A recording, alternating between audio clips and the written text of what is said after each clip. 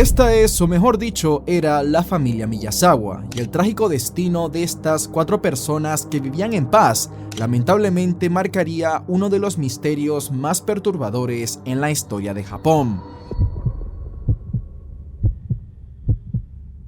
Era el 31 de diciembre del año 2000 y Haruko, la madre de Yasuko Miyazawa, llamaría por teléfono a la casa que compartía su hija junto con su esposo Mikio Miyazawa para coordinar qué iban a hacer ese día por Año Nuevo.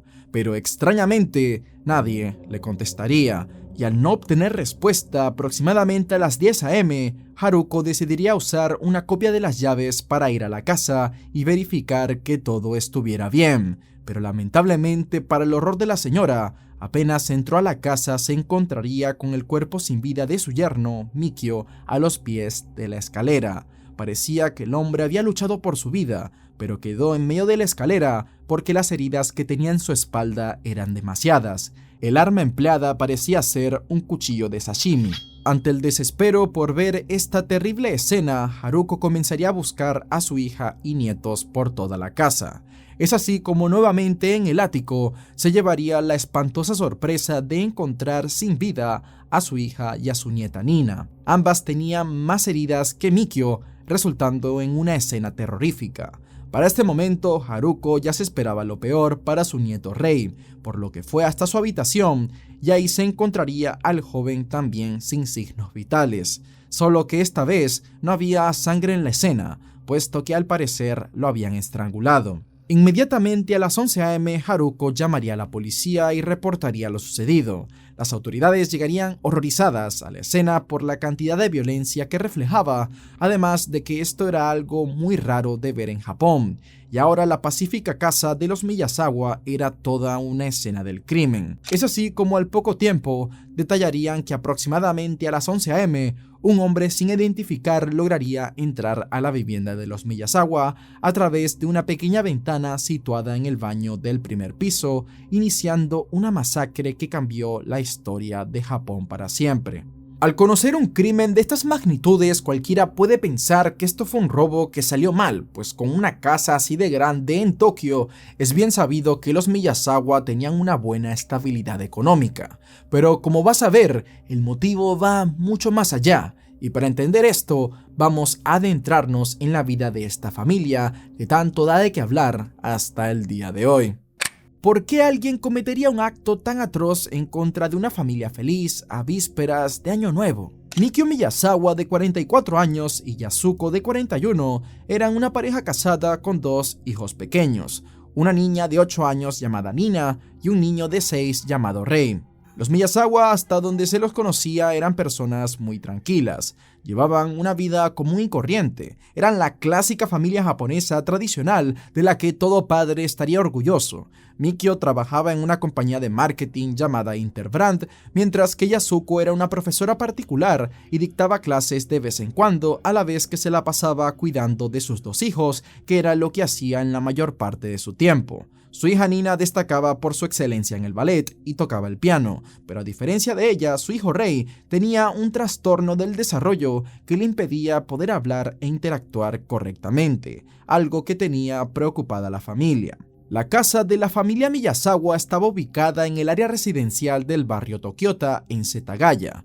Contaba con 2 pisos y un ático. Además, estaba situada al lado de un parque infantil, cerca de una pista de skate, así como también del campo de béisbol de la Universidad de Komazawa, por lo cual era una excelente zona para que sus hijos pequeños puedan jugar y desarrollarse. Sin embargo, esto no iba a poder ser así como habían planeado al momento de comprar la casa.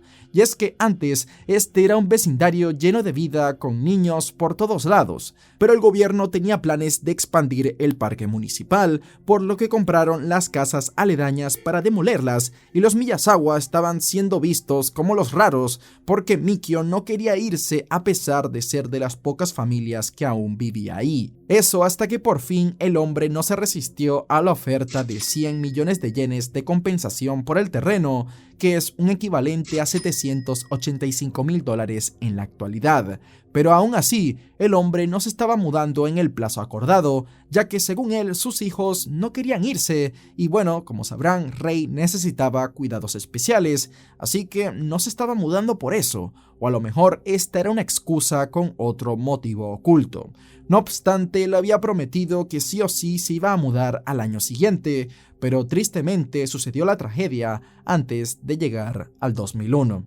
El 30 de diciembre del año 2000 se cree que los Miyazawa habrían salido de compras cerca de las 6 p.m. y alrededor de esa noche, tras regresar a casa, Mikio se sentaría en su oficina para usar la computadora, revisar algunos documentos y pasar el rato navegando por internet, mientras que Yasuko y Nina estaban mirando la televisión hasta las 9:30 p.m. El único que estaría en la planta de arriba sería Ray, quien estaba en su habitación probablemente dormido ya a esas horas de la noche. Cerca de las 10 p.m, un testigo que estaba caminando por el sendero del parque detrás de la casa de los Miyazawa afirmaría haber escuchado lo que pareció ser el ruido de una discusión de pareja. El esposo de la hermana de Yasuko, quien era uno de los 2 vecinos que aún le quedaban a los Miyazawa, afirmaría también escuchar un ruido de lo que parecía ser un fuerte golpe proveniente de la casa. Pero el hombre no le tomó importancia, ya que pudo haber sido cualquier cosa, porque habían 2 niños viviendo en esa casa. Se sospecha que también Mikio fue el primero en notar que había algo extraño, que este luchó con el atacante hasta que no aguantó más, desplomándose en las escaleras de la planta baja. El hombre tenía heridas defensivas en sus extremidades. De hecho, el cuchillo que se cree que lo trajo el criminal se rompió en este primer ataque.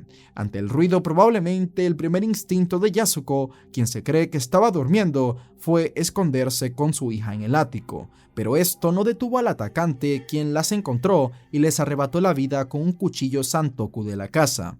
Estas 2 parecían ser que eran el objetivo de este criminal, ya que a diferencia de las otras víctimas, estas tenían heridas innecesarias en todas partes. Algo que extrañó mucho a los oficiales y que caracteriza mucho a este caso es que tras haber acabado con los 4 miembros de la familia, el atacante no se iría inmediatamente, sino que permanecería varias horas en la vivienda, aproximadamente de 2 a 8 horas, y en ese tiempo cortó todas las líneas de la casa, por lo que el teléfono de los Miyazawa ni siquiera sonó cuando Haruko trató de llamarlos. Luego el asesino empezaría a buscar qué comer, por lo que se puso a revisar la cocina y del refrigerador tomaría helado y té de cebada. Después utilizaría el botiquín de primeros auxilios para tratar de curar sus heridas, ya que se encontraron varias huellas dactilares con su sangre junto con algunos vendajes usados, por lo que se sospecha que era su mano derecha la que estaba herida y era alguien diestro. También inspeccionó y destruyó algunos documentos familiares en la oficina de Mikio. Incluso el tipo estaba tan loco, desquiciado, no le importaba nada, que se tomó el tiempo de ir al baño del primer piso por donde entró, plantó un tronco y dejó ahí todo el regalito, ya que ni se tomó la molestia de tirar la palanca. A la 1:18 a.m., el criminal accedió a la computadora de Mikio. Desde ahí visitó la página web de un teatro local. Luego, 5 minutos después, se apaga la computadora y no fue hasta las 10 a.m. que ésta se volvió a encender, aunque extrañamente esta fue la misma hora a la que Haruko encontró los cuerpos, y sumado a que ella no vio al asesino, la teoría de que el criminal estuvo 10 horas en la casa se echa para atrás, por lo que se cree que se quedó aproximadamente 4 horas en la residencia antes de irse. Para este momento, con todo el material genético que dejó el criminal debido al inusual tiempo que permaneció en la vivienda, todos creían que en cuestión de días lo iban a atrapar, pues habían toallas con su sangre, huellas, pisadas, heces y hasta ropa, como por ejemplo una riñonera, una bufanda desgastada, unas zapatillas deportivas de la marca Schlesinger, un pañuelo, una camiseta de manga larga con restos de sangre, un gorro gris tipo pescador, una chaqueta Uniqlo y unos guantes negros. Se desconoce el por qué el atacante dejó toda esa ropa en la casa. Ningún testigo vio a alguien salir así medio desnudo, así que seguramente este tomó ropa de Mikio para irse de ahí. En cambio, la ropa que dejó era la típica vestimenta de Asia del Este de la época, por esto, sumado al atlético que tuvo que ser para entrar por la ventana del primer piso, se cree que era alguien de entre 15 a 35 años. Toda su ropa a simple vista era común, Esta se podía encontrar en cualquier tienda en todo Japón. No obstante, 2 artículos fueron examinados exhaustivamente por encima de otros debido a su rareza. Las primeras eran las zapatillas Schlesinger. Estas eran talla 10,5 americano de unos 27.5 centímetros de medida global. Estas solo fueron manufacturadas y distribuidas en Corea del Sur, y hasta el momento nada más se habían fabricado 4.530 pares. El segundo artículo que llamó la atención fue la riñonera. Esta sí se podía conseguir en varias tiendas de la región de Kanto, pero lo que sí se notó de raro en esta fueron los restos de lija de patineta, trazas del clásico perfume Drakkar Noir, y lo que sí le voló la cabeza a los investigadores es que esta tenía como en las costuras arena. Y no es que sea raro encontrar arena en Japón, sino que al analizarla se determinó que venía de la otra parte del mundo, concretamente del desierto de Arizona en Estados Unidos. Pero ahora, ¿por qué si estamos en el siglo XXI nos dejamos de analizar estos detallitos y nos vamos directamente al ADN del atacante y lo capturan? Ya que este dejó un montón de material genético en la escena. Bueno, el problema es que a pesar de toda la tecnología, esto no salió como lo planeado. Antes de continuar, hago un aviso de que en Japón los temas como datos de ADN se tratan como en Corea hacen con los nombres de los involucrados, que todo es muy privado y los datos se los reservan las autoridades. Pero como este caso es muy popular, los resultados de ADN se revelaron a la prensa y esto fue lo que se descubrió. Primero, al ver que el asesino podía tener cierto vínculo con Corea del Sur, la base de datos para la investigación se expandió hasta allá. Pero desafortunadamente, tanto en Japón como en Corea no había registro de estas huellas, lo cual no cabía en la cabeza de las autoridades, ya que toda persona mayor de 17 años, así como todo aquel que visite Corea, está registrado en el sistema nacional, y en Japón sucede algo parecido. Otro elemento que fue analizado fueron las heces encontradas en el baño de la casa, y en el análisis de estas se hallaron semillas de sésamo, espinaca y judías verdes. Esto se consideró como un indicativo de que se trataba de alguien de escasos recursos y que provenían de un posible niño de mamá, ya que era un típico platillo aburrido que las madres japonesas preparaban para sus hijos, por lo que sospecharon que el asesino era alguien que posiblemente aún vivía con su madre. Otra evidencia que se registró fue la grabación de seguridad del 29 de diciembre del 2000, en donde se captó a un hombre de entre 20 y 30 años con el pelo corto saliendo de la estación Kichijoji en Musashino, lugar en donde se encuentra la tienda en la que se compró el cuchillo de sashimi con la misma descripción del que fue utilizado en el crimen. Pero como era común en la época, la calidad de imagen en la grabación resultó ser muy baja como para poder identificar al hombre. Por otro lado, la policía no podía establecer el motivo de origen del crimen, aunque les quedaba más que claro que había sido premeditado. Además, se descartaría que podría ser por motivos de robo, ya que el asesino solo se llevó 1.500 yenes y dejó en la casa más de 190.000 yenes que la familia mantenía guardados, junto a varios objetos personales de gran valor. Es así como los detectives argumentarían la teoría de que el atacante pudo tratarse de un depredador sexual y un misógino, dada la sed de sangre evidenciada en las escenas de Yasuko y Nina.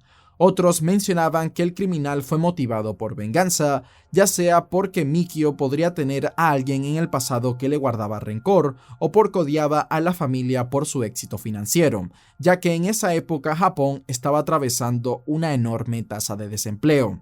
A simple vista, la policía tenía todo para encontrar fácilmente al asesino, pero los días pasaban y seguía apareciendo más evidencia que no los llevaba a nada, ya que el material genético del criminal no coincidía con el de nadie en su base de datos, lo que sugería que no tenía antecedentes penales en Japón y Corea, y los resultados de los análisis forenses no daban nada específico más allá de que la sangre del asesino era tipo A, un grupo sanguíneo muy común en Japón. Pero no sería hasta el año 2005 que los nuevos análisis forenses revelaron que el asesino tenía origen parcialmente europeo por parte materna, concretamente del sur o de una zona cercana al mar Adriático, mientras que probablemente su padre sí era de Asia Oriental, y a pesar de que no se identificó de qué país era su ADN, se mostraron marcadores genéticos únicos presentados en 1 de cada 13 japoneses, 1 de cada 10 chinos y en 1 de cada 4 coreanos.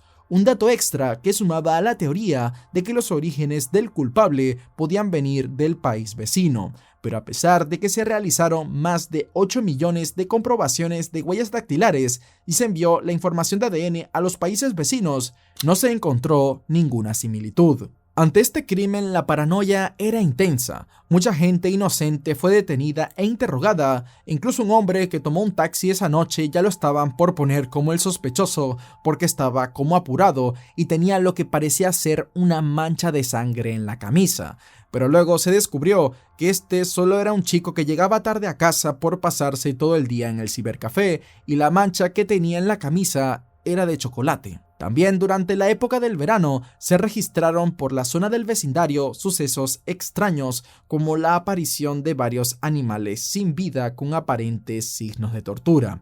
Entre ellos habían gatos callejeros y roedores a los que les habían sacado la piel o la cola. De esta manera se volvió la teoría de que el culpable pudo haber sido un joven skater antisocial, y con antisocial me refiero a su verdadero significado, que siempre que uso esa palabra no sé por qué hay gente que se vuelve loca en los comentarios poniéndole 1000 significados o diciéndome que no sé usarla. Así que bueno, ahora me toca decir las definiciones de cada palabra. Ahí les va. El trastorno de la personalidad antisocial es una enfermedad de la salud mental en la cual una persona no demuestra discernimiento entre el bien y el mal e ignora los derechos y sentimientos de los demás. Y ahora dicho esto, ¿por qué salió la teoría del skater? Bueno, primero porque se encontró en la riñonera restos de lija de patineta. Y es que además, antes de los asesinatos, Mikio Miyazawa había tenido varias discusiones con algunos jóvenes patinadores que frecuentaban el parque de skate detrás de la casa de la familia, ya que estos a menudo hacían demasiado ruido. Un testigo también dijo que Mikio había hecho lo mismo con los miembros de una pandilla de motociclistas que pasaban el rato en el parque. Varios detectives sospecharon que uno de estos patinadores o motociclistas que estaba mal de la cabeza y no midiera bien sus acciones pudiera haberse querido vengar de la familia Miyazawa al verse fastidiado por las quejas de Mikio, y después de todo, la descripción del sospechoso encajaba muy bien con la imagen del típico skater. No obstante, se identificaron a la mayoría de los chicos que solían patinar en esa zona, y a pesar de esto, ninguno coincidía con la descripción del atacante, aunque también se llegó a creer que el culpable pudo haber sido algún exalumno de Yasuko. 5 días antes del crimen, Yasuko le había mencionado a su padrastro que había visto un auto extraño estacionado frente a su casa en repetidas ocasiones. Curiosamente, el 27 de diciembre, un testigo vio a un hombre de unos 40 años merodear por la casa de los Miyazawa, y como nadie le encontró un motivo a este crimen más que el que hizo esto se ensañó con Yasuko y Nina, lo primero que viene a la mente es que esto es una obra de un asesino serial. Pero si ya conoces este canal, al cual espero que ya le hayas dado al botón de suscribirse, sabrás que estos asesinos que hacen este tipo de cosas son desequilibrados mentales que sienten placer al hacer daño. Y es difícil que alguien lleve a cabo una vida así manteniendo un historial limpio, y como las huellas del atacante no coincidían con las de nadie en las bases de datos de prácticamente todo el continente o en otras escenas del crimen, es difícil darle más cuerda a esta teoría, ya que quiere decir que nunca fue detenido. Al principio del video mencioné que la mayoría de las casas donde vivían los Miyazawa estaban siendo compradas por el gobierno para ampliar el parque aledaño, pero Mikio estaba teniendo inconvenientes para irse ya de una vez. La mayoría de fuentes dicen que él aceptó el dinero y ya estaba por mudarse al año que viene, pero los detalles de esto no están claros. Ya saben, pues la policía de Japón no revela todo así tan fácil como la de Estados Unidos, por eso hago muchos videos de Estados Unidos, y de esta manera no se sabe muy bien si ya le dieron el dinero, bueno, si le dieron el dinero en su momento, o si esto solo era una promesa, o si incluso él ya les había confirmado que se estaba por mudar o no. Por eso mismo se habla de que se contrató a un sicario para de una vez acabar con la familia, pero este sería contratado por alguien que estaba deseando culminar el proyecto lo antes posible, ya que tenía urgencia de llevarse el dinero. No obstante, lo que echa esto para atrás es porque este criminal parecía tener algo personal con Yasuko y su hija, y encima se tomó el tiempo de boludear por la casa, así como dirían mis amigos argentinos, ya que el atacante llegó al punto de que plantó un tronco ahí y ni se tomó la molestia de tirar la cadena. Fumiya Ichihashi, un periodista y escritor, publicó un libro que afirmaba que había descubierto la identidad del asesino. Él señalaba que la policía había encontrado tierra en la escena del crimen que se remontaba a la provincia de, no sé pronunciar eso, Gyeonggi, en Corea del Sur.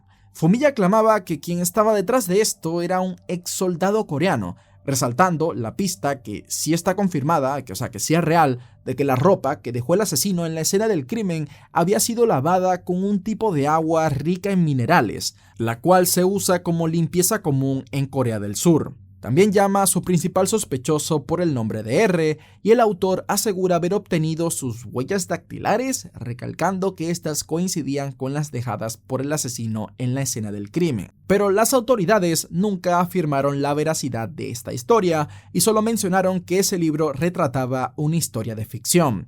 Sin embargo, esta no es la única teoría de un militar, ya que hay otra que señala que el culpable puede ser un militar norteamericano. Y esto porque en ese momento habían unos 50.000 militares estadounidenses en Japón, algo que ha sido constante desde el fin de la Segunda Guerra Mundial, solo que a estos se les ha visto de manera muy negativa, ya que se han registrado varios casos de abusos contra mujeres y hasta asesinatos cometidos por estos militares americanos. Además, la teoría apoya la pista de la riñonera encontrada en la escena del crimen, y es que esta tenía arena de Arizona en Estados Unidos, lugar donde hay bastante actividad militar, así como también al norte de Los Ángeles, donde igualmente hay una estación militar, y dada la herencia mestiza en la genética del sospechoso, algunos manifestaron que este podría ser un soldado o contratista estadounidense que trabajaba en alguna instalación militar cercana. De esta manera no le habría sido difícil llegar a la casa de los Miyazawa, porque la casa de la familia estaba ubicada cerca de varias estaciones del tren que en su mayoría se dirigen al centro de Tokio.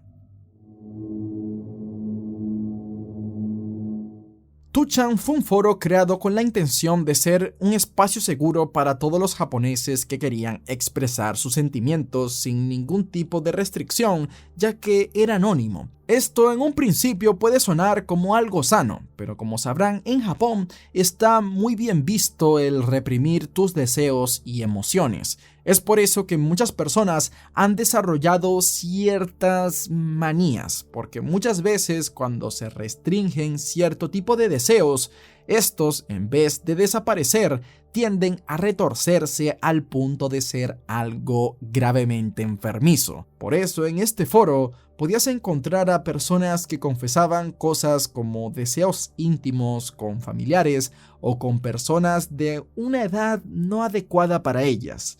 Y también se podían encontrar cosas como hilos donde gente contaba sus experiencias con la crueldad animal, algunos llegando a confesar que era algo que les hacía sentir placer, y en uno de estos hilos llamó mucho la atención lo que publicó este usuario que llevaba el nombre de Mr. Koromutsu, pues luego de confesar que desde los 3 años había tenido actitudes retorcidas con animales a los que cada vez que fue creciendo fue capaz de hacerle más daño y ahora ni le temblaba el pulso para lastimar, poco a poco sus deseos habían escalado a hacerle daño a seres humanos, terminando su publicación con estas palabras: ahora, cuando veo a la familia feliz de al lado, quiero que sea como el caso del asesinato de la familia Oita.